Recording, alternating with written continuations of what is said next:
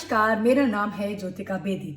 हम बात कर रहे हैं अच्छे पारिवारिक रिश्ते। पारिवारिक रिश्ते माने पॉजिटिव रिलेशनशिप्स, और इसकी शुरुआत होती है पॉजिटिव विवाह इक्वल्स पॉजिटिव पालन पोषण इक्वल्स पॉजिटिव परिवार। और इसी के बारे में हम बात कर रहे हैं कि अच्छे पारिवारिक रिश्ते आपके बच्चों को सुरक्षित और प्यार महसूस करने में मदद करते हैं। मेरे भी 3 बच्चे हैं, इसलिए मैं ये वीडियोस बनाती हूँ क्योंकि हम लोग सीख रहे हैं। हमें कोई नहीं सिखाता, लेकिन हमें सही पालन पोषण, अच्छे पारिवारिक रिश्तों को समझने के लिए एक दूसरे से सीखना है। मैं खुद सीख रही हूँ, इसीलिए आपके साथ शेयर कर रही हूँ। हम सब चाहते हैं कि हम सबके मजबूत रिश्ते हों। आप अपने परिवार में संचार और टीम वर्क और प्रशंसा के साथ अच्छे संबंध बना सकते हैं। ये साइकोलॉजी कह रही है, ये साइंस कह रही है, और मैंने भी ये सीखा है। पारिवारिक रिश्ते बहुत ही महत्वपूर्ण हैं। और ये क्यों महत्वपूर्ण है? क्योंकि हमारे बच्चों को ये सुरक्षित और प्यार का एहसास दिलाते हैं, जिससे उन्हें ये उनके अंदर उनका जो दिमाग है वो विकसित, वो डेवलप होने में बहुत मदद मिलती है। और हम सबको अब ये पता है कि अच्छे रिश्ते ही हमारी इम्यूनिटी है और हमारी सेहत के लिए बहुत अच्छे हैं। बच्चों के खाने, सोने, सीखने और सही व्यवहार में माँ बाप का बहुत बड़ा कंट्रीब्यूशन होता है, बहुत बड़ा योगदान होता है। और कठिनाइयाँ हम सबको आती हैं, लेकिन अगर हम सही तरीके से ये समझें कि जो जो कठिनाइयाँ आ रही हैं उनको हम कैसे दूर कर सकते हैं, हम ये सीख सकते हैं। और यही हम हैप्पीनेस इज लव में करते हैं, जहाँ हम एक दूसरे से सीखते हैं, कुछ समझते हैं, कुछ समझाते हैं और एक दूसरे की मदद करते हैं, ताकि हमारे घर में खुशहाली और शांति आ जाए। अपने परिवार के लिए समस्याओं का समाधान करना और संघर्ष से उसको डटे रहना और ये सोचना कि हम सब एक हैं, ऐसा व्यवहार बहुत जरूरी है। जो भी संघर्ष आते हैं उसको सुलझाना, एक सही तरीके से सुलझाना आना बहुत जरूरी है। आपके और आपके बच्चों की राय का सम्मान करना ये बहुत बहुत जरूरी है एक पॉजिटिव परिवार के लिए। मेरा आपके लिए एक प्रश्न है, वो कौन सा ऐसा गोंद, ऐसा कौन सा ग्लू है जो आपके परिवार को साथ लेके चल रहा है? प्लीज सोचिए। दूसरा सवाल, जैसे जैसे आपके बच्चे बड़े होते हैं उन्हें जोड़ के रखने की आपकी क्या योजना है?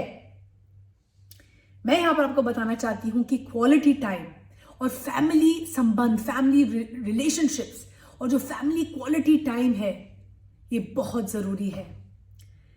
हमें इसके लिए क्या करना है? कुछ चीजें ही करनी है जो बहुत आसान है, जो मैं भी अप्लाई कर रही हूं, इसीलिए आपके साथ शेयर कर रही हूं। हर रोज एक साथ बातचीत करनी बहुत जरूरी है। हंसी मजाक करने का समय निकालना बहुत जरूरी है। परिवार में इकट्ठे बैठ के एक मील, एक भोजन इकट्ठे करना बहुत ही जरूरी है। अपने जीवन साथी के साथ समय निकालें यदि आपके पास एक है, क्योंकि आपके बच्चों को ये समझाना बहुत जरूरी है कि हम दोनों में, हमारे जीवन साथी दोनों में कभी कभी कोई कठिनाई आती है, लेकिन हम अपने जीवन साथी से बहुत प्यार करते हैं। और कोई भी अगर संघर्ष होता है, हम दोनों डट के एक साथ मिलके उसका सामना करते हैं।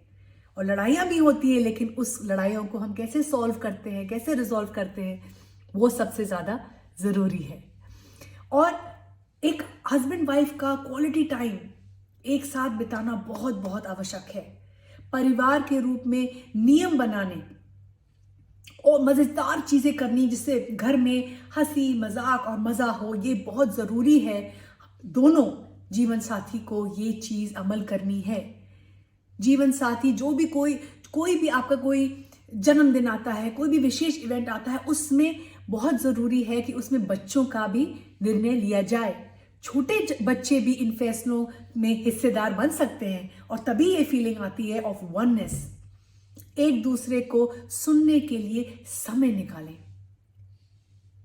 ये बहुत जरूरी है। हम सबको पता है, लेकिन एक खुशहाल फैमिली को बनाने के लिए सबका योगदान बहुत जरूरी है। कोई भी घर में निर्णय लेना है, उसके लिए दूसरों की राय को सुनना और अपने विचारों और अपनी भावना को भी अच्छी तरह से व्यक्त करना, ये बहुत जरूरी है एक खुशहाल घर के लिए। और ये हमें कोई सिखाता नहीं है, इसलिए मैं खुद इस राह निकली हूं क्योंकि मैं खुद सीखना चाहती हूं, इसीलिए आपके साथ शेयर कर रही हूं। जब आपके परिवार में संचार माने कम्युनिकेशन होती है तो हर किसी का सामना हो सकता है।